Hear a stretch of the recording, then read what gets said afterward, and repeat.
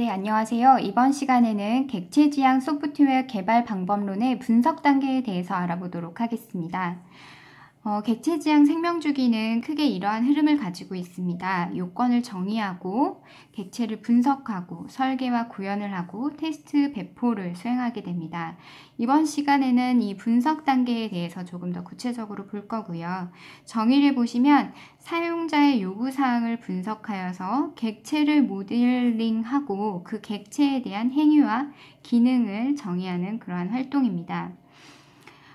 특징으로서는 업무를 분할해서 분석한다, 문제를 모형화한다, 비순차적으로 진행된다는 특징이 있고요.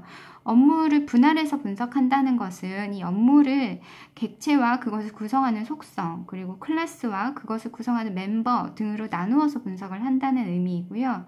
어떠한 문제를 모형화할 때 클래스, 객체, 속성, 연산 등을 활용해서 이제 모형화를 수행하게 됩니다.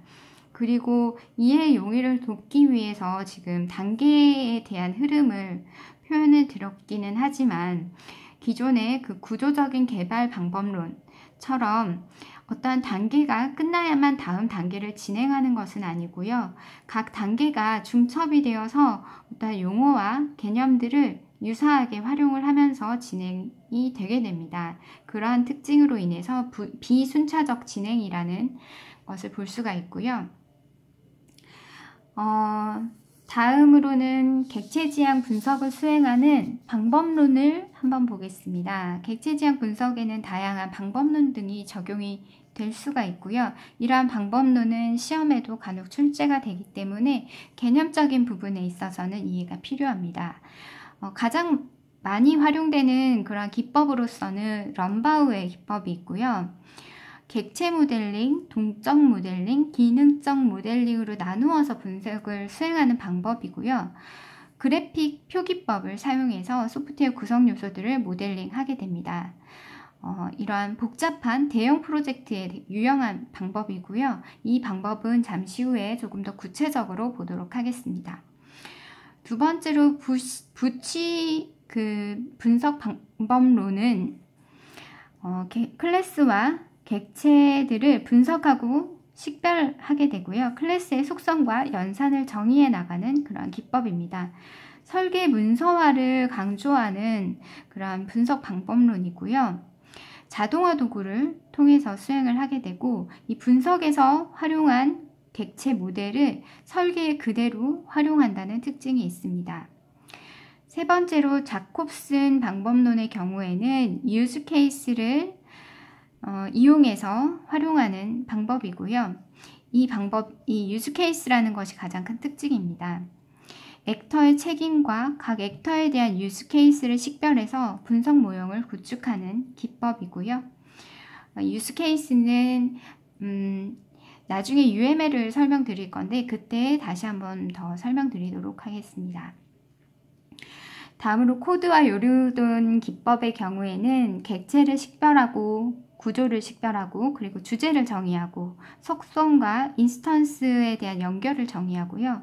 연산과 메시지 연결을 정의하는 이런 과정 등을 통해서 분석을 수행해 나가는 기법이고요. 가장 큰 특징은 ER 다이어그램을 사용한다는 부분입니다. 그래서 모델링 표기법과 분석 모델 지침이 상대적으로 간단하고 배우기 쉽다는 그러한 특징이 있습니다. 마지막으로 워프와 브룩 기법의 경우에는 고객 명세서를 분석해서 후보 클래스를 추출하고요. 클래스 간의 관계를 식별하고 클래스 간의 협력을 정의하는 그러한 기법입니다. 이 기법의 가장 큰 특징은 시스템에 대한 협력 그래프를 작성한다는 부분이 가장 큰 특징입니다. 전반적으로 각각의 유형들을 암기하셔야 될 거고요. 특히 럼바우, 부치, 그리고 자콥슨에 대한 부분은 반드시 기억하셔야 합니다. 다음으로는 가장 일반적인 기법인 럼바우 기법에 대해서 조금 더 구체적으로 보도록 하겠습니다. 조금 전에 설명드린 것처럼 럼바우 기법은 객체 모델링과 동적 모델링, 기능적 모델링을 통해서 수행을 하게 되고요. 객체 모델링의 특징을 보시면 객체 모델링은 오브젝트 모델링이라고 해서 정보에 대한 모델링입니다. 객체를 식별하고 객체를 구성하는 속성과 연산, 관계를 정의하고요. 객체 다이어그램, 오브젝트 다이어그램을 통해서 표기하는 그러한 기법입니다. 절차를 보시면 객체와 클래스를 식별하고요. 클래스에 대한 자료사전을 정의하고, 자료사전 저희가 이전 시간에 보았었죠.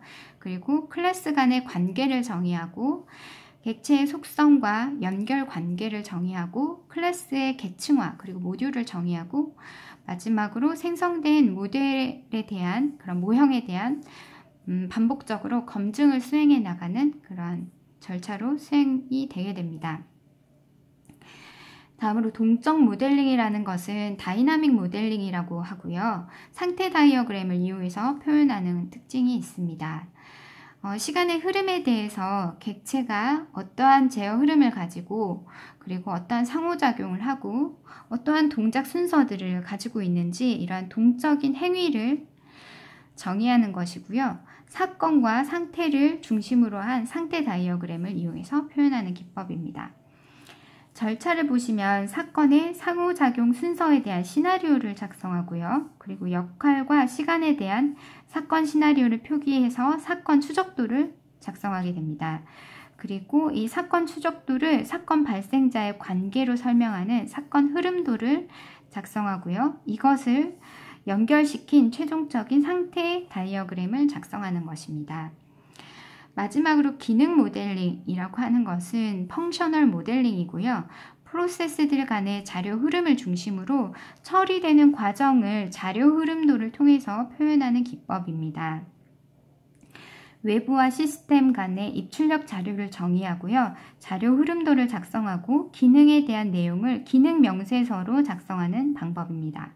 마지막으로 제약 조건을 결정하고 그것들을 최소화시킵니다.